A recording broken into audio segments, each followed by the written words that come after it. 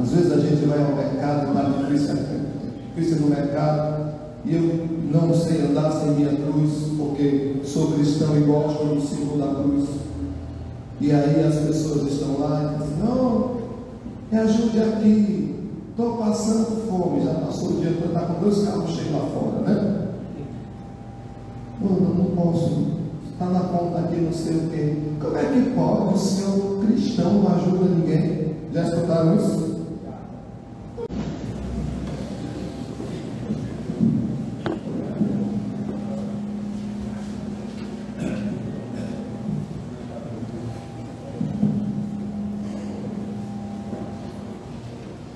As palavras do Santo Evangelho: perdoe os nossos pecados e nos conduza à vida eterna. Amém. O tema da nossa liturgia hoje é a correção fraterna. Os textos que nos são apresentados nos apresentam também qual é a razão pela qual nós devemos nos corrigir uns aos outros, não por vaidade, não por opinião, mas para estarmos em conformidade com a palavra de Deus. A missão profética também consiste em dizer ao outro a vontade de Deus e, se necessário, repreendê-lo. O Senhor diz ao profeta Ezequiel: se o Senhor disser que o teu irmão vai morrer e você não publicar a profecia e o seu irmão morrer, é também por sua culpa. Ou seja, nós temos responsabilidade com a verdade, e a verdade que deixamos de proclamar, Deus pedirá contas a nós. Às vezes o que o Evangelho prega não são coisas tão doces de se degustar. Às vezes vamos sempre a palavra de Deus vem ao encontro das nossas atitudes, nos desmascara, nos envergonha, e é justamente esse o efeito de quem anda na presença de Jesus. Consegue enxergar aquilo que precisa ser mudado. O Evangelho não é para somente nos agradar, é para transformar a nossa vida. Nós não podemos viver na igreja sem deixar que o Espírito Santo vá nos convencendo daquilo que precisa mudar.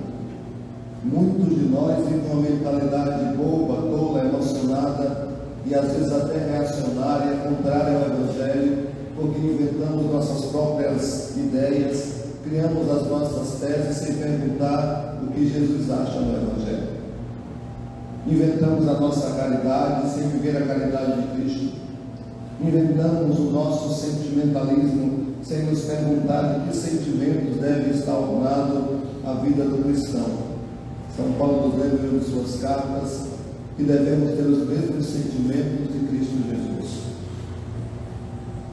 Então, o primeiro sinal que nos é dado na liturgia é o sinal da nossa vocação profética, onde o Senhor nos chama a dizer a verdade ainda que o mundo não compreenda, onde o Senhor nos chama a viver essa verdade. Lembremos-nos que o amor de que se fala na carta de São Paulo aos Romanos não é um amor sentimental, mas um amor de atitude. Um amor que nos leva a viver os mandamentos, que nos leva a viver a pessoa de Cristo no mundo, amando o próximo de verdade, de fato. Porque é possível, como eu me lembrava no início da Santa Missa, que a gente veja as notícias do jornal e ache um absurdo. Nossa, morreu mais de 1000 pessoas no Marrocos. Morreram mais de 30 no Rio Grande do Sul. E tantas outras milhares estão sem casa para morar. É preciso nos colocar no lugar do outro. Imaginemos que de uma hora para outra tudo nosso desaparecesse. Nossas roupas, nossa casa, as pessoas que nós amamos. Como é que nos sentiríamos?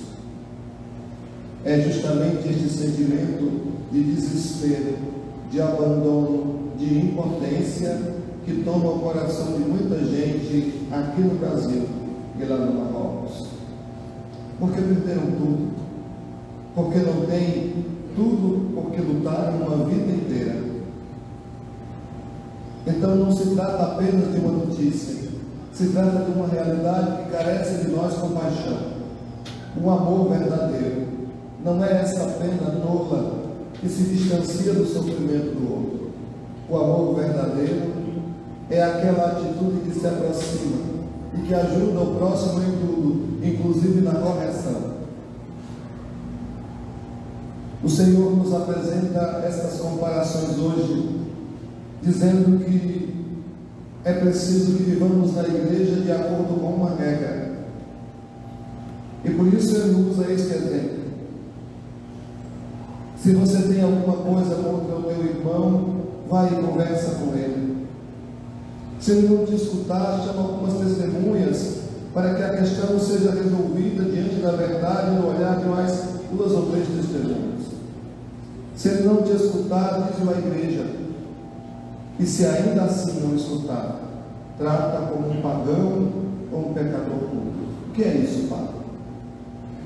O Senhor está dizendo que existem aqueles que se corrigem e continuam no caminho, e existem aqueles que não querem mudar de vida e por isso não devem ser tratados como parte do nosso povo. O problema é que a gente acha que todo mundo que passa por essa porta faz parte da igreja, e não é bem assim.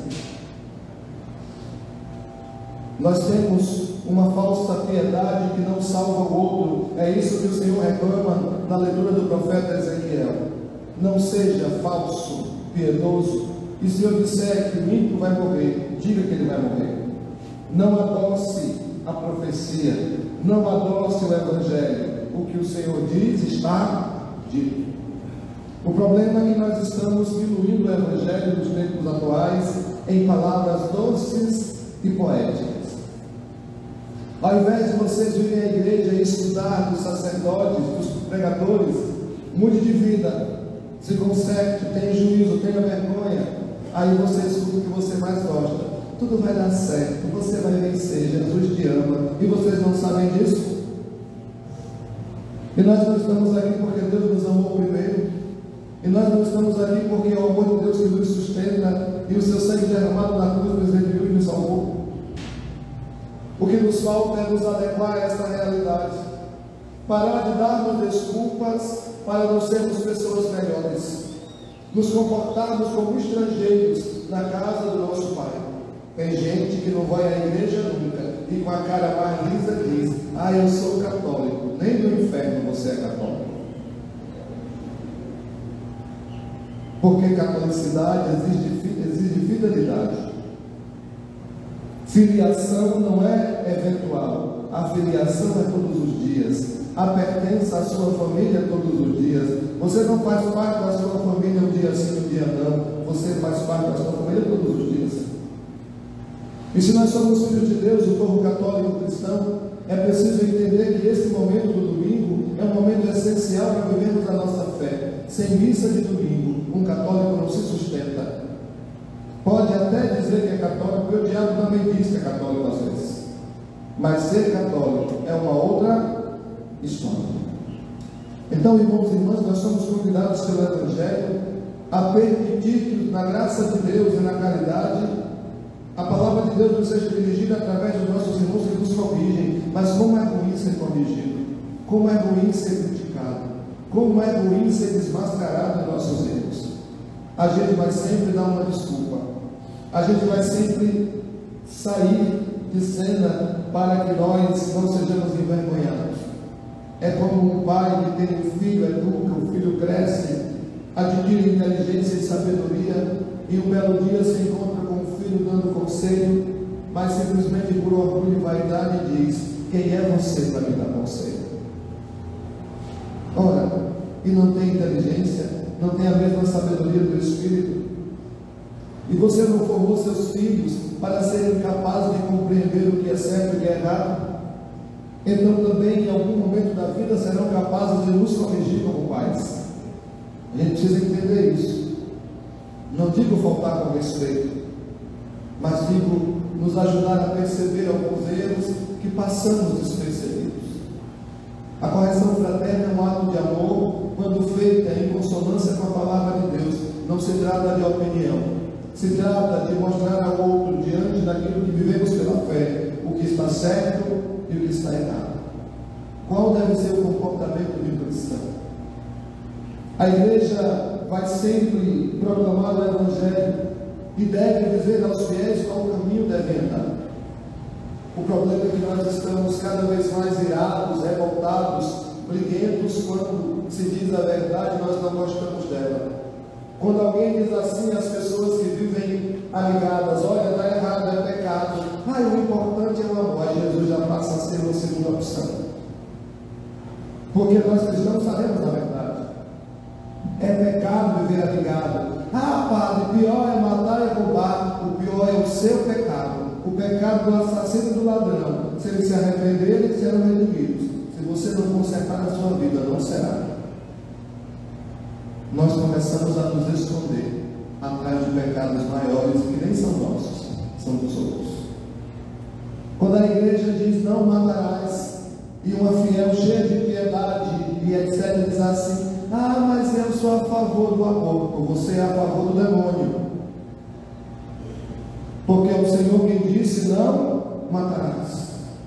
É um mandamento.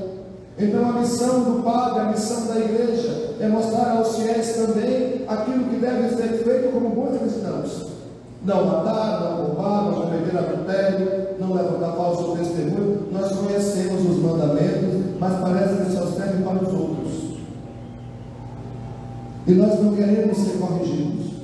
Quando alguém nos acusa, a gente faz o maior estardalhaço mesmo estando errados. Tenhamos a nobreza de aprender com o Evangelho. E se você, fiel, não quer ouvir nem a igreja, não volte mais aqui. Não vá à igreja, porque a igreja não é anestésico e nem analgésico que a gente toma quando está sentindo dor. Não. A igreja é penhor de salvação. A igreja é o corpo de Cristo no mundo, e a missão da igreja é anunciar e denunciar. A missão profética do ministério sacerdotal é sim falar daquilo que está errado na vida dos fiéis, para que nós estejamos em consonância, em ordem com a palavra de Deus e sua vontade.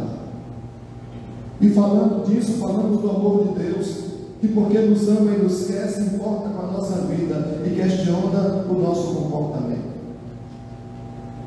Dizer que é bom é muito fácil. Já fiz essa reflexão com vocês aqui muitas vezes. Dizer que é uma pessoa boa é muito fácil. Padre, eu sou uma pessoa boa. Ou então, depois que vai dizer assim: fulano era tão bom. E a pergunta que fica é: fulano e fulana faziam o bem? Porque só é bom quem faz o bem. Não fazer mal não é fazer o bem. Não fazer mal é uma coisa, e fazer o bem é outra. Devemos fazer o bem e não fazer o mal.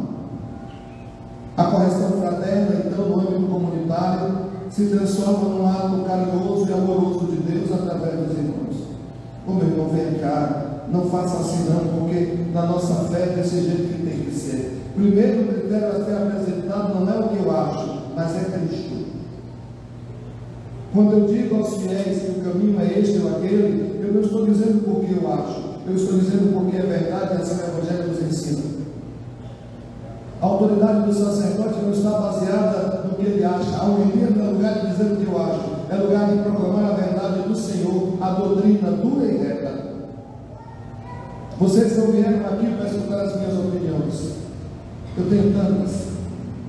Vocês não vieram aqui para escutar a minha solução sobre o problema do mundo, mas escutar Jesus Cristo em sua palavra. Eu não posso negar isso a vocês. A palavra que serve para mim e serve para vocês. Se estamos na igreja e nos dizemos irmãos, devemos ter a capacidade de, com muita dor, é verdade, acolher a crítica e a correção do outro quando é para o nosso bem. Não é ficar inimigo de quem te criticou, não. É se questionar. Essa crítica tem fundamento? De fato é assim mesmo? Mesmo tendo as suas razões, o que está errado está errado. Não existe desculpas para o erro. O que existe é uma razão, mas desculpa justificativa não tem. A gente pode entender porque o outro errou, mas o erro não deixa de ser erro. Então vamos corrigir. Eu sou um cristão católico. O que é que na minha vida precisa ser ajustado à palavra de Deus e à regra da fé? Para que eu não fique cobrando do mundo aquilo que nem sequer ofereço na casa do meu Pai. Na parábola do filho pródigo, lá no capítulo, se não me engano, 15 do Evangelho de São Lucas, nós encontramos uma atitude muito bonita. Aliás, todas as atitudes são bonitas, mas nós sempre estamos nos configurando ao filho pródigo. Mas tantas vezes nós somos o filho mais velho, não é? Nós somos aqueles que não aceitam o arrependimento e a conversão do outro, porque não foi como a gente pensou, ou porque o pecado era grande demais e não tem perdão. Nós nos colocamos no lugar de Deus e esquecemos que é preciso, antes de tudo, dar espaço ao outro para mudar de vida, para que ele professe e proclame o seu arrependimento e a sua mudança. Vou para a casa do meu pai e vou lhe dizer: peguei contra o céu e contra ti. Caríssimos irmãos e irmãs, nós vivemos da Eucaristia. Nós estamos a cada domingo na igreja, assim, aqueles que lutam pela fidelidade, porque é aqueles que têm fé. E a preocupação do padre não é a quantidade, mas a qualidade. O que é que entra desta porta e o que é que sai destas portas? Quem?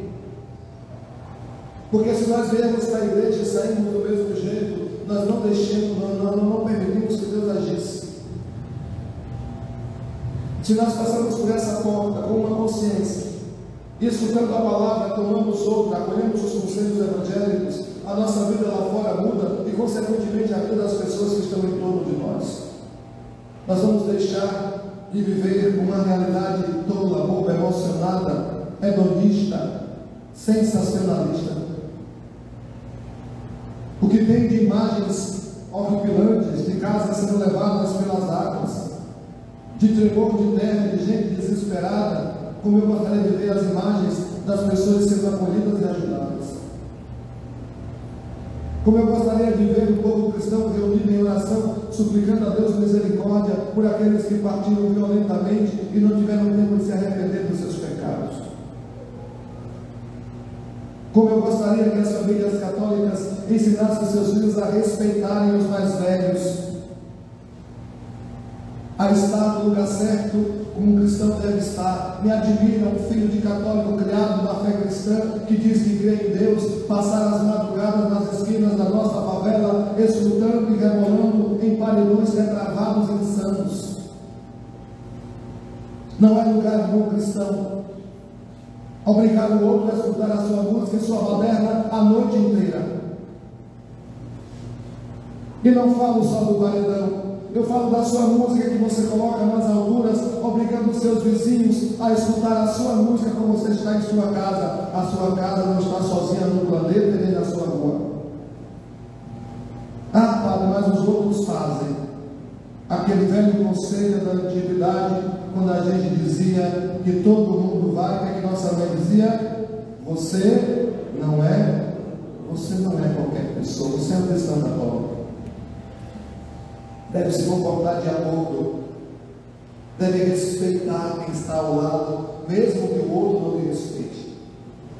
Nós devemos falar de Cristo com o nosso comportamento. Nós devemos fazer da Eucaristia o momento mais importante de nossa semana. Se os seus filhos muitas vezes não vêm à igreja, é porque você não deixou claro para eles que esse momento é importante e vital. Ah, padre, meus filhos não vêm mais à igreja. Vamos nos questionar o que foi do caminho que a gente transmitiu e não era para ter transmitido. Qual foram as permissões que nós temos para que nossa casa estivesse tão longe de Deus? O que o Senhor fala da correção é justamente isso. Com carinho e amor, Ele nos convide a cada domingo na Eucaristia e nos mostra que a felicidade exige sacrifício. A convivência fraterna, este amor com o próximo que São Paulo nos lembra da carta aos Romanos, é uma vida prática. de não sermos inconvenientes e nem pesados a ninguém, ainda que as pessoas que não conhecem o Evangelho sejam para nós. Às vezes a gente vai ao mercado e está difícil no mercado, e eu não sei andar sem minha cruz, porque sou cristão e gosto do símbolo da cruz. E aí as pessoas estão lá e dizem: não, me ajude aqui, estou passando fome. Já passou o dia todo, está com 2 carros cheios lá fora, né? Não posso, está na conta aqui, não sei o quê. Como é que pode o seu cristão não ajuda ninguém? Já escutaram isso?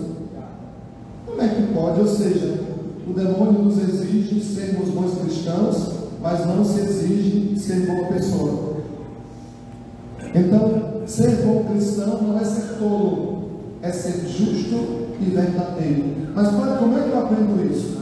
No Evangelho. Se você não vem ouvir o Evangelho, como fazer? Ainda ouvindo todos os dias, a gente anda meio torto, não é? Imagine se não ouvir. Esse é o problema. O mundo não tem o que nos dizer, irmão. O mundo não senta para ouvir o Evangelho. Se nós que sentamos temos dificuldade, imagine quem está lá fora, cheio de sentimentalismo, mas não escuta o Evangelho, não sabe distinguir o que é a verdade, o que pensa. Aqui está a nossa resposta para o mundo: sermos justos e corretos, fazermos a experiência de deixar que o amor de Deus nos corrija, muitas vezes através do irmão. Deixar que a paternidade de Deus nos alcance através da igreja, através dos sacerdotes sérios e comprometidos com o Evangelho. Não trate jamais um padre como qualquer pessoa, porque o padre carrega a graça de Estado de ser pastor e pai. Tem uma palavra a lhe dizer sobre como deve ser vivida a vida, ainda que o padre seja jovenzinho como eu, 17 anos. Não é uma sabedoria que é nossa, é uma sabedoria de Deus. Deixar-nos conduzir é muito mais difícil do que conduzir. Não se engane, a tarefa mais difícil não é dar ordens, é obedecê-las. Entendam isso. Nós passamos por essas portas não porque nós somos anjos, mas porque Deus é bom. Nós estamos aqui a cada domingo, não porque está tudo resolvido, mas porque em Deus tudo vai dar certo. Nós viemos aqui porque temos esperança. Voltamos para casa, talvez encontremos os mesmos problemas, mas tenha certeza que se você se abrir à graça de Deus, a pessoa que volta para casa não é a mesma, é outra. Porque deixou-se renovar na graça de Deus, na força do Espírito, na Santa Eucaristia. Temos essa consciência, irmãos e irmãs, para que a nossa paróquia não vá se findando em um sindicato de pecadores.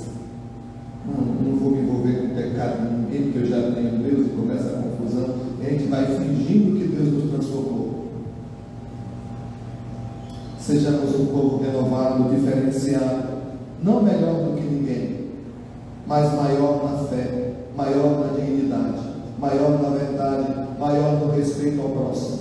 Quando o Senhor nos diz, trata como um publicano ou como um pagão, o Senhor está dizendo, trate com respeito, mas se não respeita o que a igreja é, não trate como membro da igreja. Essa irmandade que se diz fora da igreja é simplesmente dizer, fomos criados pelo mesmo Deus, fomos unidos no mesmo Pai, mas viver como família de Deus só ao redor da Eucaristia. É um irmão de um outro modo quem vive lá fora. Os irmãos que vivem aqui dentro devem praticar o amor, a caridade, a correção fraterna, amorosa e gentil, para que nós nos ajudemos a ir para o céu. Pensemos nisso, porque o que nos traz aqui é o amor de Deus. O que nos mantém na vida tão difícil esses dias é a graça misericordiosa do Senhor. Agradecemos por isso e a nossa resposta seja a mudança do nosso comportamento por amor. Louvado seja nosso Senhor Jesus Cristo. Para sempre seja louvado.